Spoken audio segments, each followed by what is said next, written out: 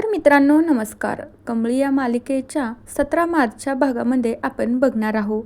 इकडं मात्र अनिकानेच कामिनीला जिन्यावरून ढकलवून दिलं असतं आणि त्यानंतर जेव्हा कामिनी खाली पडते तेव्हा तिच्यातून डोक्याचं रक्त आणि ती बेशुद्ध पडते. घरातले सगळेजण खूप घाबरून जातात.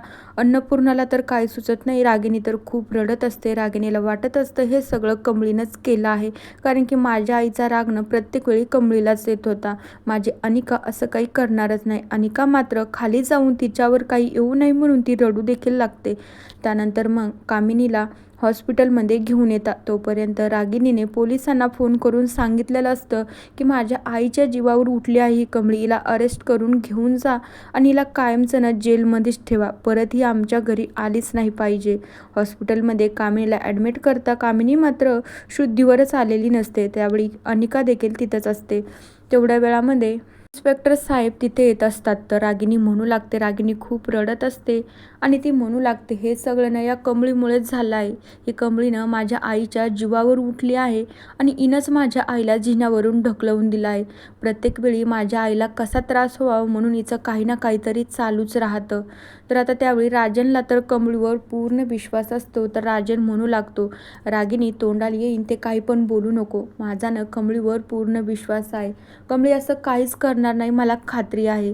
त्यावेळी कमळी आणि निंगीला देखील धक्का बसतो. आम्ही तर काहीच केलं नाही आणि आमच्यावर असा आरोप कसा येतो त्यांनाच कळत नसतं. पण तेवढ्या वेळात पोलीस म्हणू लागता की राजन सर तुम्ही म्हणताय ते पण बरोबर आहे आणि रागिनी मॅडमचं म्हणणं ते पण बरोबर आहे, कारण की त्यांच्या आई जिन्यावरून खाली डायरेक्टली कशा पडल्या असेल.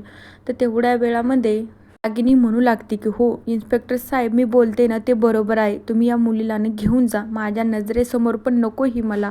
तर तेवढ्या वेळात इन्स्पेक्टर साहेब म्हणता सध्याचं तरी ठीक आहे पण मला आता कमळीला घेऊन जावं लागेल.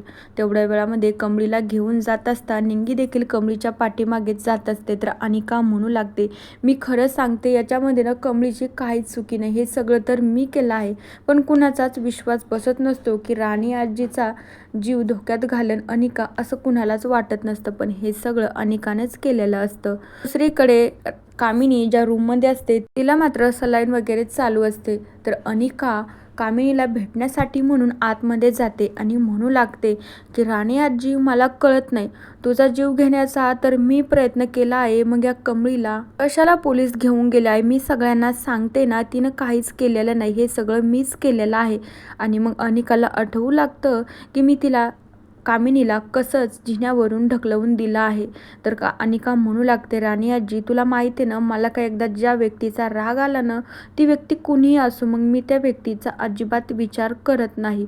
आणि मग तेवढ्या वेळामध्ये अनिका मात्र जे काही कामिनीला ऑक्सिजन चालू राहतं त्याच्या तोंडावरचं ते मास्क ती काढून घेते. मग त्यानंतर कामिनीला मात्र श्वास घ्यायला त्रास होत असतो. तर तेवढ्या वेळामध्ये अनिका म्हणू लागते की राणी आजी तुला माहिती आहे ना तुझी अनिका जे म्हणते ना ते करून दाखवतेच, बघ आता आपल्या टीमची ना मी कॅप्टन आहे. आणि मग त्यावेळी अनिका खूप हसू लागते. तर मित्रांनो बघूया येणाऱ्या भागांमध्ये आपल्याला काय बघायला मिळतं. तोपर्यंत या मालिकेच्या पुढील भागांच्या अपडेट्ससाठी आपल्या चॅनलला सबस्क्राईब करा. So bye.